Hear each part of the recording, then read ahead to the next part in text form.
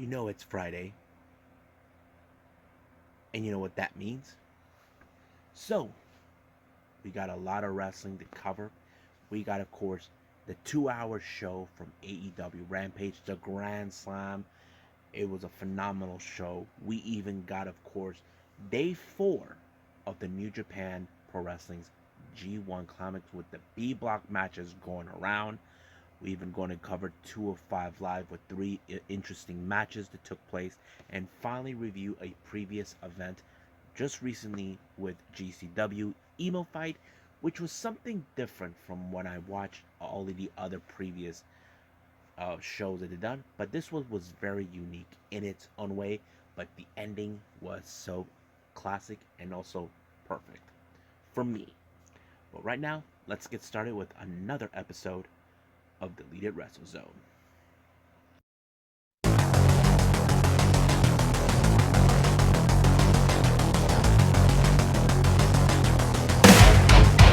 Are you ready? Get up, get up! Get up, get up! Get up, get up! Get up, get up! Get up, get up! Get up, get up!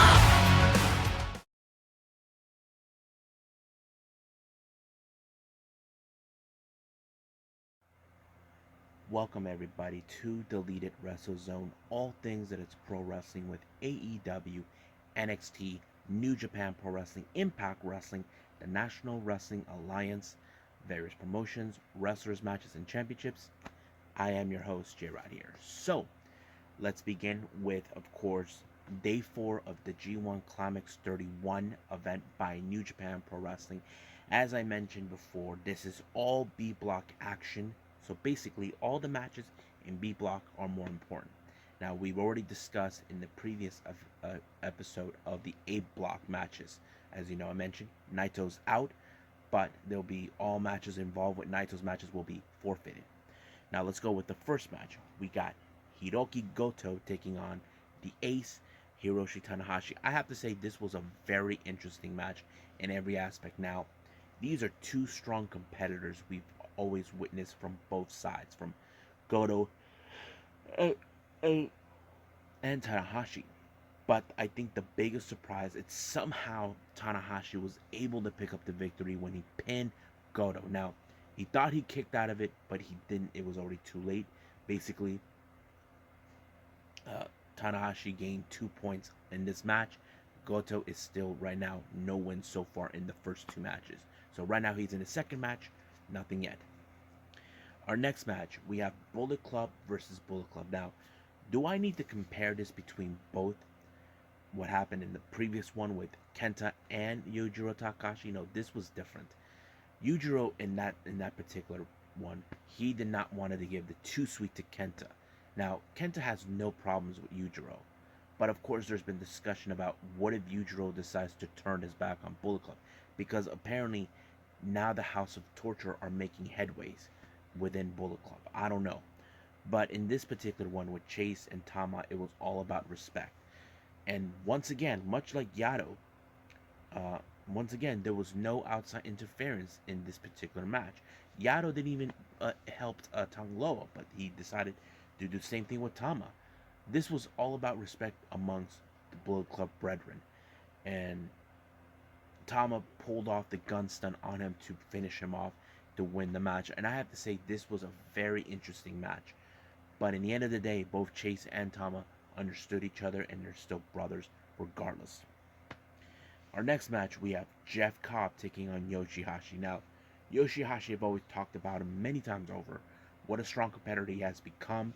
I know we want to see him become better at what he can do. You know, he was considered as the weakest link in the group, but now ever since he became 1/3 of the 6-man Never Openweight champion, it made him a whole lot better. But he had to face the most dangerous and most powerful individual in the tournament. I'm talking about Jeff Cobb. But Hashi took every beating that he take, but it was not enough for him when Cobbs actually applied the tour on the islands and giving him the 1-2-3. Our next match, this was another interesting one. Tai Chi taking on Sonata. And once again, Miho Abe showed up, his little lucky charm. Now, this was a pretty good match. Now, Nico did say he would love to see um, Sonata win. However, I have this distinct feeling, and I will explain this later, that Taichi was going to win because he has been a strong competitor. Ever since he and Zack Sabre Jr. have been two of the most interesting members to win the IWGP Heavyweight Tag Team titles. Now, Taichi, he's very interesting. He would do whatever it takes to win, and that's exactly what he finished off Sonata. It was like a bit of an upset, but it is how it ended. Oh, excuse me. Our last match, we have Evil along with the spoiler Dick Togo taking on Kaguchika Okada. Now, both these guys won their first matches in the first on day 2 in the event. This was a very interesting match, but as you can tell, Dick Togo will try to interfere, but it was Okada. The pit did something great. His move, everything's evil. Now he put it, everything is Okada, and he pulled off the Rainmaker onto Evil to win the match. And however, Okada's back, and now he is better than ever. That he is willing to take it back to his old ways. Now let's talk about the point system in the B block at this point. We have, of course, Sonata with 1 win and 1 loss. He has 2 points. Taichi, 2 wins and no losses. He gets 4 points. Yoshihashi and Goto, they both tied for 0 points. They got 2 losses. Jeff Cobb, he has 2 wins. That's 4 points. Evil, 1 win and 1 loss, 2 points. Chase Owens, no wins, 2 losses. Kaguchika Okada, 2 wins, no losses. Hiroshi Tanahashi, 1 win and 1 loss. Same thing with Tama Tonga. So I'm going to explain this for all of you about this. I have this distinct feeling that what if Zack Sabre Jr. and Taichi made it to the finals. Now, Taichi and Zack Sabre Jr. have demonstrated how strong they have become. But do I think that's what I think?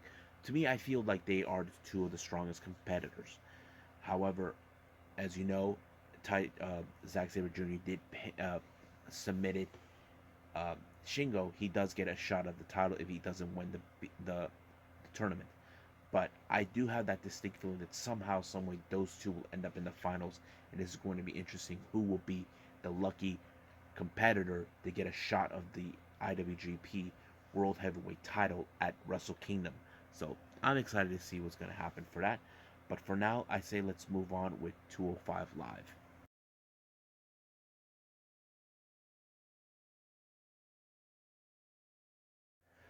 Okay, so we got 205 Live at this point.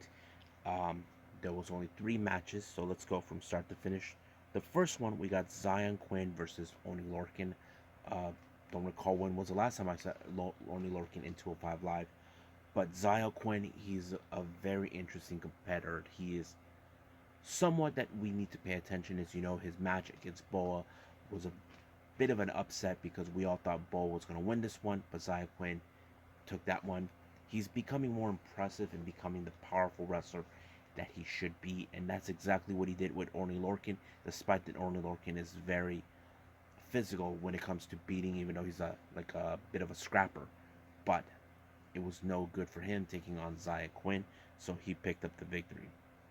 The next match we have is Malik Blade taking on Ikemenjiro. Ikemenjiro continues to impress me because he's a very unique wrestler. As I mentioned, I've always been a fan of unique wrestlers in every aspect. Doesn't matter how they dress or how they look, they're unique. But him, it was very interesting until he finally ended it when he applied the blade slice or whatever. I don't know what he called that, but it was fantastic and a great win out of his part. Now, our last match, the main event, was Cora Jade taking on Amber Moon. Now, I don't know what Amber Moon says. She said she needs to certain changes, but it was a good match. But Cora Jade was stepping into something else, basically taking on Ember Moon. As we know, she is a NXT champion, former champion, and NXT Tag Team champion, and with Shotzi Blackheart, who is no longer on NXT. But it was a good match seeing those two together face off. But it was Amber Moon who picked up the victory to win this one. But the real question is, what's next now for Amber? So we'll see what happens then. But for now, let's just end it right here and move on with AEW Rampage.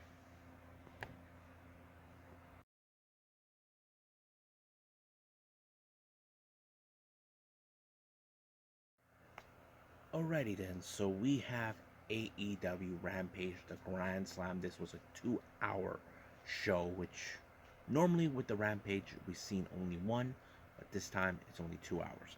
So let's go from start to finish. It opened up with Powerhouse Hobbs along with Hook taking on CM Punk. Now this was a match where we definitely did see was his first televised match in 7 years.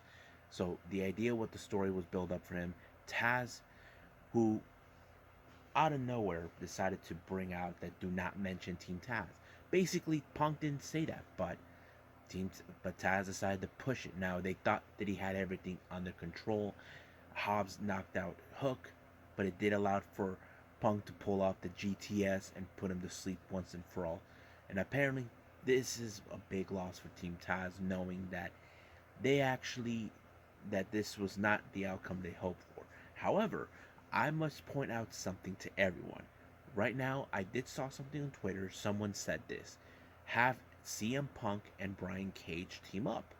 Now, that's not a bad idea. He even replied to that tweet. He said, "Why not? We're both straight edge. If you guys don't know this, Punk doesn't drink. He doesn't do drugs. Brian Cage in a similar predicament, but his story is his father was a drinker, and that sort of kind of put him in that space where I'm not gonna drink. He's always been vocal about that, all this and that. And frankly, I thought about the same thing. They should team up because, they're both straight edge, and not only that, they have a history towards Taz. But we'll see what happens then.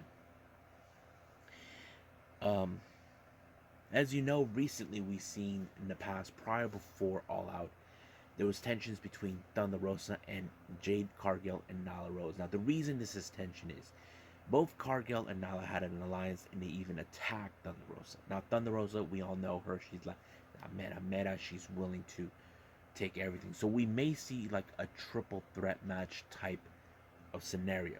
However, I don't know. A part of me thinks we're probably going to see a triple threat who could be the number one contender to face Britt Baker. I'm not sure. I don't know if that's the case, but we'll see where they're going to go with that.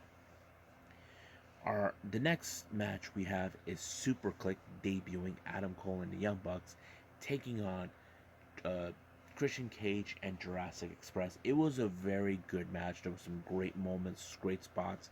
However, the teamwork that Super Click has done in the past, they were able to separate Christian Cage and Jungle Boy away from Luchasaurus in order to pick up the victory when they did the Shining Wizard on to Luchasaurus, and of course Adam Cole picked up the victory for Super Click. However, it was later revealed that Adam Cole this coming Wednesday will face Jungle Boy in a one-on-one match. Excuse me. Next up, we got Men of the Year along with Dan Lambert taking on Jericho and Hager. Now, the match was pretty good. It seems like it was going great for Hager and Jericho, but however, Dan Lambert, who decides to get involved, cost Jericho and Hager the match, allowing for Men of the Year to win. But however, they were trying to get their hands on Lambert, but out of the blue, here comes American Top Team coming out and attacking both, Jericho and Hager. But Jericho got the worst beating because Paige Van Zandt gave him these machine gun type punches on the torso. But this one guy, forgot his name, gave him like some sort of a knee jump, giving a direct message. So we may see some type of rivalry because Jericho is had it with Dan Lambert, where he has no business being there, ranting about thinking AEW is full of garbage. because they believe it's not wrestling. But Jericho is like the guy who's saying, I'm fighting for that. Now, the next match we have is Private Party and Butcher and the Blade taking on Santana and Ortiz and the Lucha Brothers. I have to say, one hell of a match. Two teams in that we know of, Lucha Brothers and Santana Ortiz, they have faced each other multiple times all over the world in various promotions. This is something not new, but seeing them work together, it kind of changed that. I was like thinking this could be, maybe we're leading to the course. We could see Santana Ortiz challenge the Lucha Brothers for the tag titles, but that's a different conversation. But the match was great, seeing them work together. However, Ortiz's hair was nearly cut by Matt Hardy until Orange Cassidy showed up. Jack Evans tried to deal with Orange, but he got the orange punch, knocked out, and of course Hardy had to drag his ass back to the backstage. But it did allow for an amazing finisher where they put Mark Quinn in that stomp and then an amazing victory. It did allow for Santana Ortiz and the Lucha Brothers to pick up the win. However, in the interview with Shivani, Matt Hardy was not happy, but however, he set up the stipulation, hair versus hair, Orange Cassidy and versus Jack Evans. Now, this is something that you don't see every day. Now, during some time, Sammy Guevara along with Fuego were doing the little cue card type of scenario until they were viciously attacked by Miro. Miro is facing Sammy Guevara this coming Wednesday for the TNT title. But it basically, Miro tossed Fuego out and tried to torture Sammy to make him watch how helpless he is not to get to Fuego.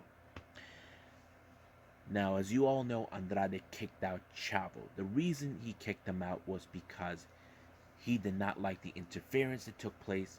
He did not give the go-ahead to get involved. But however, he did state that there is going to be another match with Pac, and this time he believes the result will be the same, but in a different setting. So basically, no interference. Now, our next match, we have... Excuse me. Our next match, we got Anna Jay versus Penelope Ford. This was supposed to be a good one-on-one match, but I had a feeling the Bunny was going to show up. And of course, the brass knuckles was used in the process, and it did allow for Penelope Ford to win the match. Then Tay Conti came out when they were beating her down, and when it was unable to get that done, the Hardy family office showed up to ensure no one gets involved. However, Orange Cassidy along with Chris Statlander showed up, and they brought reinforcements. All members of the Dark Order, HFO, they just ran to the hills. However, in this particular moment, we weren't sure what was going to happen with the Dark Order. As you know, they're divided in half. We have Uno, Stu, and Colt, who obliged to the wishes of Adam Page, go face to face with the other members, 10, Silver, Reynolds, and Angels, who disagreed in not helping. So basically, it looks like Stu and Colt wants to bury the hatchet, but in the process, it's Uno who's feeling like he's not ready. Now, don't know when this is going to end. It looks like they could get processed, but it's Evil Uno who doesn't want to end it, or doesn't know what to do. So basically, that's what's taking place. Now, our main event is the lights out match between Suzuki Goons, Lance Archer, and Minoru Suzuki taking on Eddie Kingston and Jon Moxley. One hell of a damn match I've ever witnessed, basically in a tag team setting. I think this was a very good match because it showed like who are the badasses. As you know, Lance Archer took offense to what happened in Cincinnati since it was Jon Moxley's turf. This time it was in Eddie Kingston's turf, New York City. So it kind of went in that type. However, when things were going well for Archer and Minoru Suzuki, when they thought they had everything in grabs, out of nowhere, Homicide showed up and attacked both Archer and Minoru Suzuki. So basically, it played out well for allowing for Eddie Kingston to pick up the victory and the match for it because it is his hometown. However, Homicide, if you guys know this or not, he is set to face Minoru Suzuki in GCW in New York on Saturday for on Friday for uh, Get Lost a Lot. So it's kind of like a very interesting storyline that's going to be picked up, and I'm very happy to see that. So right now, I think that's it right now with um, AEW. So right now, let's move on with the last review. I think we have GCW's Emo Fight.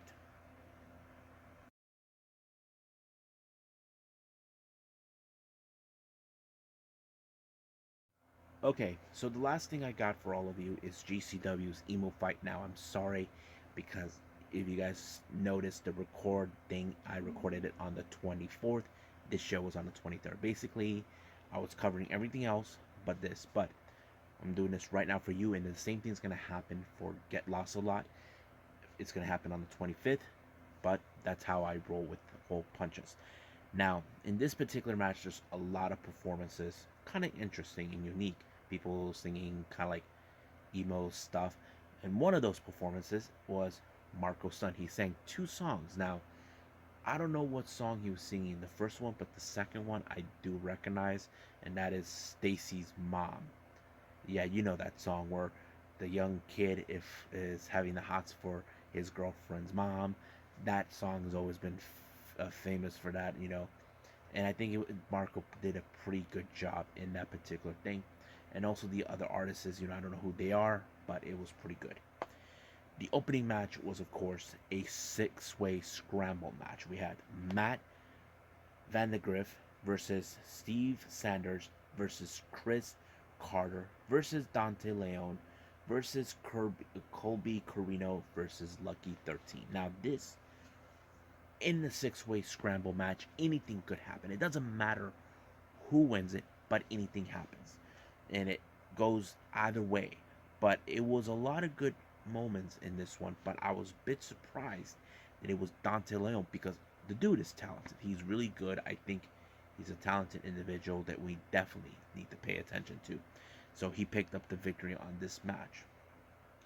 The next match we have is a pair of women's. We got Gabby Ortiz taking on Alleyway, or as we know her, Alley Catch or Alley Cat. So let's call her Ellie whatever. But in this one, she's Alleyway. It was a good match, a different look for her, and I think it felt like it was a really good, fun match to watch with Allie in this one, and I think it was very interesting. But she did pick up an amazing pinfall on Gabby to win the match. The next match we have is Everett Connors taking on Dylan McKay. It was a good match. I have to say it was pretty good. There was a lot of great moments. It was Everett Connors who picked up the victory in this match when he pinned Dylan McKay. But however, he was viciously attacked by Charles Manson, who hasn't forgotten his last ordeal with him. He put a plastic bag over him, trying to kill him. No one was there to help him, but basically sending a message that he wants to challenge him once again to right the wrong and his embarrassment, from what I can tell. Next match, we have Jimmy Lloyd taking on Effie. I have to say it was a good match.